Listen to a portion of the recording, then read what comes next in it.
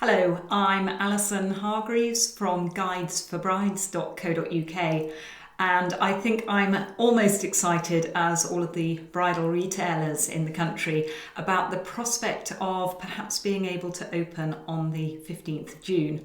And I know there has been a lot of discussion about what is needed in order to prepare. So there is a great government resource that gives a very detailed tick list that covers all retailers, and it's worth having a look at that and also just downloading the poster from there. But just to have a look, obviously a lot of the issues that you're going to be facing require some interpretation and adapting it to suit the bridal industry.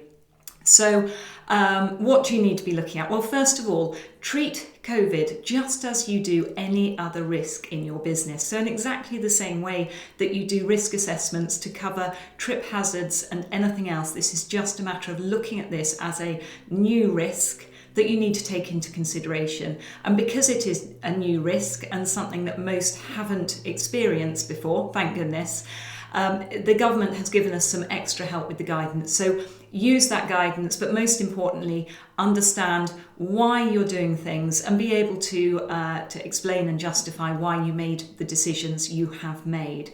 So the first thing that you are going to be looking at, and almost all decisions you make will be based on the size of your boutique. And I know a lot of the retailers we work with have quite small boutiques, and it actually makes things quite easy for you, because the simplest and easiest thing to do is just go on a policy of an appointment with one bride, perhaps their assistant, ideally an assistant from their own household at any one time, and ideally, as long as it is safe to do so, just one member of staff there.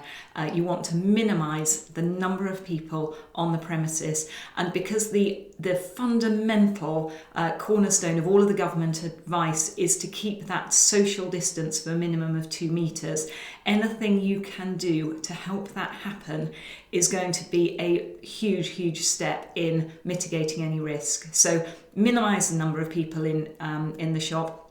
That will also mean still working from home unless it's absolutely necessary to go into the shop. So all of your admin should still be being done from home. All of your social media that doesn't need to be in the shop for posting from the shop.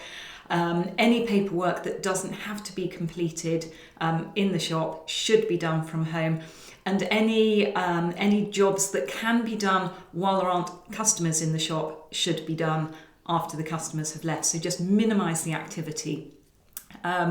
There will be an awful lot more cleaning and hand washing that's required. So from the point of view of surfaces, the government have asked for surfaces to be cleaned, and this is going to involve a lot more steam cleaning of garments, making sure any touch points, anything that a bride might have touched, and particularly the dresses, but also door handles, curtains of dressing rooms, anything else will need to be cleaned. So every boutique will need to find their own way that they can do that.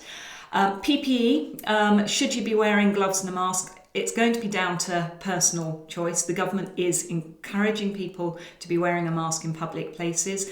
A lot of people have said that wearing gloves is no safer than hand washing, but you will need to make sure that you have the ability to check that staff can wash or sanitize their hands as they come into the store. If you don't have hand washing facilities there, making sure there are some sort of facilities for sanitizing. And if you are using gloves, making sure you've got somewhere to dispose of them. They can just go into your normal grey bin.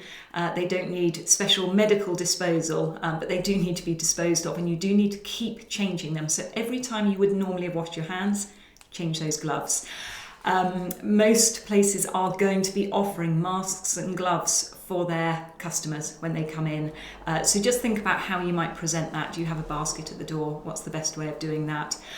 Appointments, almost every boutique will have to operate appointments. It's not compulsory to be appointment only, But if you can imagine the queues that build up outside supermarkets, you don't want that outside your store. It's lovely to look popular, but you're going to get some really grumpy customers if they're having to wait an hour, hour and a half between appointments and cleaning. So have a sign that you can put up if you are able to have walk-ins, but generally it's going to be appointments only, just so brides have that convenience of knowing when they're going to be able to come in without queuing. For the actual appointment, obviously one member of staff with the bride. The dressing room wants to be as open plan as it possibly can be. Remember again, if the doors are locked, if people can't just wander in, you might be able to rearrange the boutique a little bit to give that extra space in the dressing room. Encourage whoever has come in with the bride to help with the fitting rather than you doing it yourself. You might even want to email them directions beforehand so they know what to expect and that their assistant is going to see them in their underwear. So just set those expectations beforehand. When you are consulting with them, instead of standing face to face to look at the dress, stand beside them, look in the mirror, just as a hairdresser has that same conversation with you. It's a really good way of having that face to face conversation still, maintaining that eye contact, but without actually putting yourself in the cough zone right in front of somebody. Reduce the time that you are in close proximity. So all of the studies have shown that if you can restrict time for less than 15 minutes with somebody, it really, really reduces the risk for you or for them. So reduce the time that you are in a fitting room. You're clearly not going to be able to do the appointment within 15 minutes, but close proximity, as short a time as possible.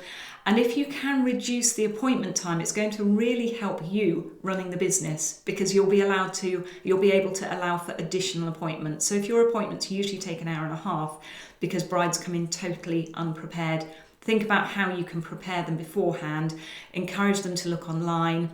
Make sure you know the sort of dresses they're going to be looking for so you can pinpoint them straight away, and don't allow them to browse or you're going to be cleaning a lot of dresses.